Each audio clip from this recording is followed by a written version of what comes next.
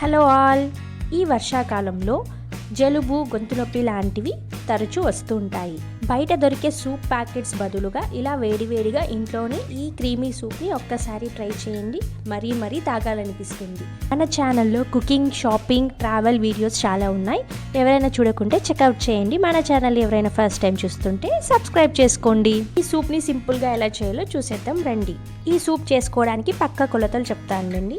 4 టమాటా తీసుకుంటే 2 క్యారెట్ తీసుకోవాలి, 1 ఆనియన్ తీసుకోవాలి. ఈ మెజర్మెంట్స్తో మనం ఎంతమందికైనా సూప్ చేసుకోవచ్చు.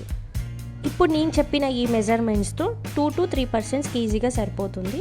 ముందుగా మనం తీసుకున్న టమాటాలని చిన్న ముక్కలుగా కట్ చేసుకోవాలి. క్యారెట్ని పీల్ చేసుకొని క్యారెట్ని కూడా చిన్న ముక్కలుగా కట్ చేసుకోవాలి.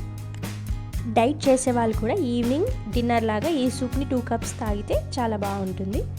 నెక్స్ట్ ఆనియన్ని కూడా రఫ్గా చాప్ చేసుకోవాలి. ఇవన్నీ బాయిల్ చేస్తాం కాబట్టి మనం రఫ్గా చాప్ చేసుకున్నా సరిపోతుంది.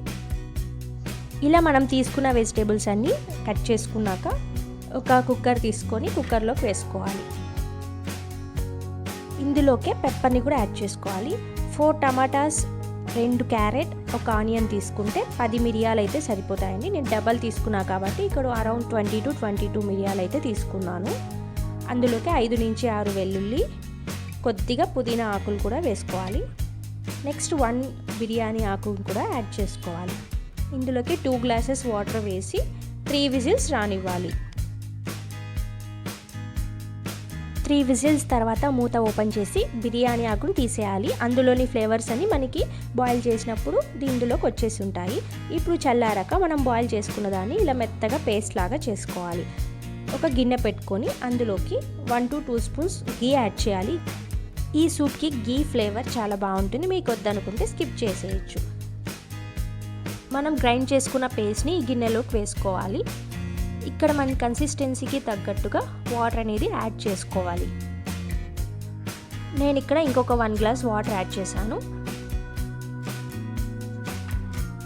మన టేస్ట్కి తగ్గట్టు సాల్ట్ యాడ్ చేసుకొని ఒకసారి బాగా మిక్స్ చేసుకొని ఒక బాయిల్ రానివ్వాలి.